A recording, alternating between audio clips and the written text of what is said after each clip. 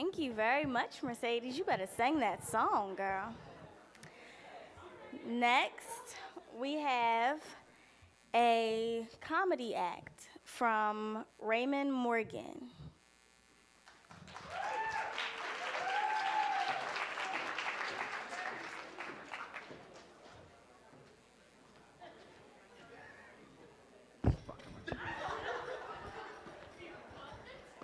First of all, I got three quick things, all right? She said Raymond Morgan. My name is Ray Dizzle, all right? Let me get that, I just want to clear that up.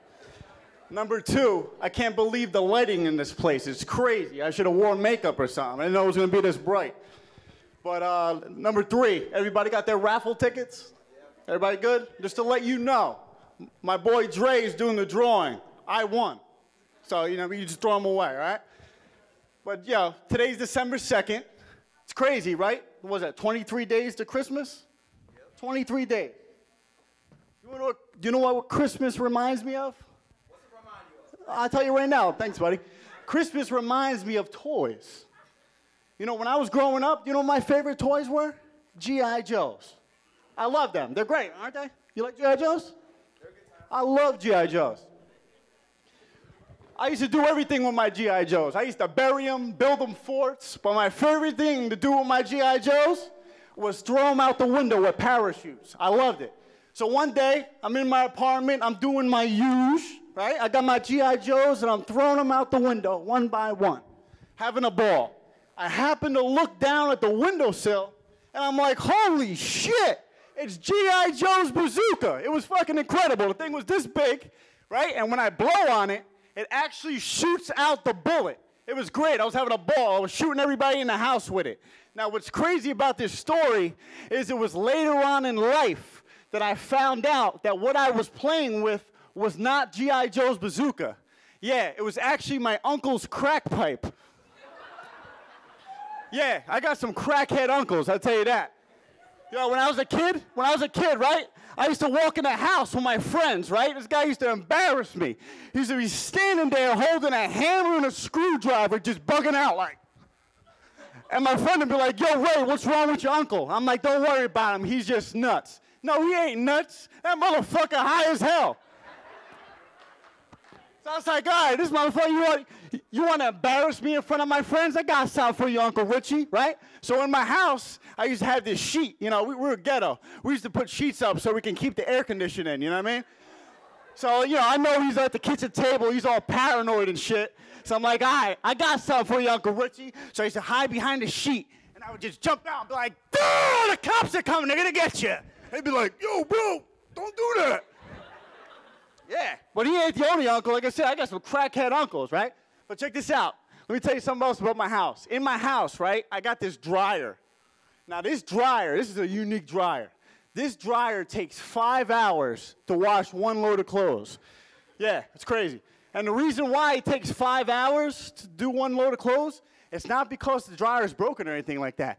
No, it's because my crackhead uncle Matty opens it up every 5 minutes to check if his parole officer is hiding inside. It's nuts. Now also, I ain't done. I got another crazy uncle, right? I got my Uncle Mike. I call him Titty. The reason why I call him Titty, because he's chubby, he got tits. So I told him, I was like, anyway, my Uncle Titty, right? He's a pervert, straight up perv. Every time he sees me, he's like, Ray, you get me the porno tapes. The porno tapes? I'm like, yo, I was like, Tip. You're 60 years old, bro. What do you do? He's like, come on, bro. Just get them for me. I'm like, all right, I got you. But just take a picture of this household, though. You walk into my house, you'll just see one uncle at the kitchen table with a hammer and a screwdriver bugging out. My other Uncle Matty's running around the house with a flashlight looking for his probation officer. And then you got my fat Uncle Mike in the back room hitting his piece. It's crazy. Now, I don't know what's crazier. My household growing up, or the shit I used to do to try to pick up women when I was younger. Oh yeah, I was a nut. See me, I'm a fan of hip hop. I don't know about you, but I'm down with the East Coast. I'm down with the Purple City Bird Game, right? I like G-Unit, and I like Jay-Z. I got my J card right here. So anyway, right? So one day I'm in the club, right? I'm in the hip hop. I'm going to go pick up this girl. What am I going to do, Dre? I'm going to go up there. I'm going to shoot a flow at her, right? So I went up to a girl. I seen, she was fine looking mine. Looked like Kim Kardashian and everything. I went up to her. I said, yo, check it. I'm the big booty type. I like them thick with their mind, right? Begging personality, conversate when the time's right. Yo, what's happening, boo? That chick slapped the shizzle out of Ray Bizzle. I didn't like that. I don't like to be hit in the face. I didn't like that. Yeah. So I was like, you know what? We got to reevaluate, Ray Bizzle. We got to reevaluate. So you know what I thought? I was like, you know what? Let me switch it up. We're not going to do hip-hop. Let's go to a different club. Let's go to Latin, yeah? A little Latin beat. Dance la salsa, la merengue, la bachata. So, you know, got my eyes rolling around, you know. Got my walk, you know, feeling myself. So I see a nice little fly mommy. I walked up to her. I said, what's up, mommy? What's up, mamacita? She was like, ooh, you stupid. I was like, listen. Me and you are going to get out of here. Get your things together. Be ready in about 7 minutes. She was like, you stupid. I was like, come on, let me hit it. And all of a sudden, out of nowhere, a boyfriend came with a butterfly knife. He was like, get look at the kitty, get look at the kitty. I was like, oh, shit. I went from wannabe Playboy to Lolo Jones. I'm telling you, I got no luck. I have no luck. One time, I stepped in shit while inside Kmart. It's crazy. A customer shit in the aisle, and I stepped in it. Isn't that crazy? That's the type of luck I got. Yeah. But I tell you what, though, I remember the first day. When I was younger, I remember the first day when I brung my first girl home. I was happy as hell. It wasn't because I had the girl. I was happy as hell because that condom I had in my wallet, I'm finally going to use it. That shit was in my wallet for so long. Dre knows what I'm talking about.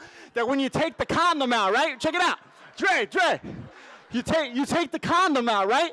You take it out, but it looks like the condom's still in there, right? You got that ring, right? So, you know, I had my girl, right?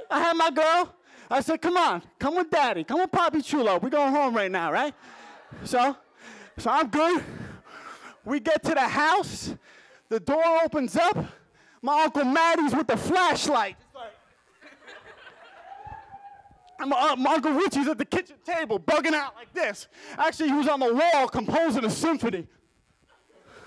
I turned around, the girl was gone. I said, Jennifer, come back, Jennifer. I said, oh, man, this shit needs to stop. You, give me that flashlight. And you need to stop smoking crack, because tonight you cost me some pussy. And all of a sudden, my Uncle Mike ran out. He was like, pussy, what? What's the name of the porno? I said, man, get your fat ass back in your room. You know what I mean? I try not to get angry, you know what I mean?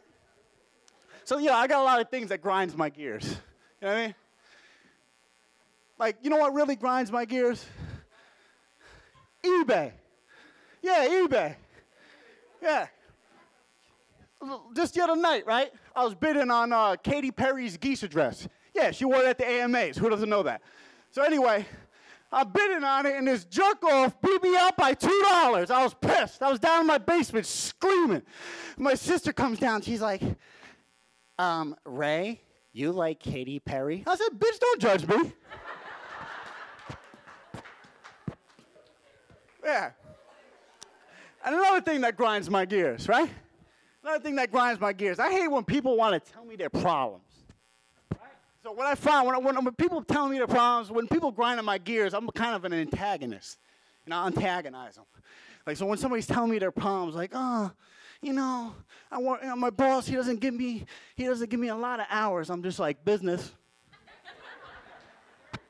Like, you know, I got, you know, it's tough for me out here, and I don't know how things are gonna work out. I'm saying, but that's your business, though. And then I like when like people get tough, like when they want to like make a statement. Like for instance, at my job, we got a community refrigerator, right? And there's a lady I work with. Her name's Fern, but I call her Big Fern. Right? You don't want to touch Big Fern's yogurt, right? They're delicious. Don't get me wrong. But Big Fern. You know, there's been a thief going around. I don't know who it is. I'm not going to point any elbows. But Big Fern, you touch her shit, She makes a statement, right? So one day I'm sitting in the break room, Big Fern, she got on the floor, she said, yo, whoever went in that refrigerator and took my yogurt, this shit needs to stop. This thief ain't gonna be going around here. And I'm just like, message. Because when somebody makes a statement like that, I just go, messages. Same thing with hip hop. Like what? Jay-Z, he has messages all the time in his rap, right? What's that new joint? How's it go? Pac made millions, Big made millions. Bean can tell you, but he's stuck in the ceilings. Messages. Listen, you guys, you've been a great crowd. That's all I got for today, but thank you.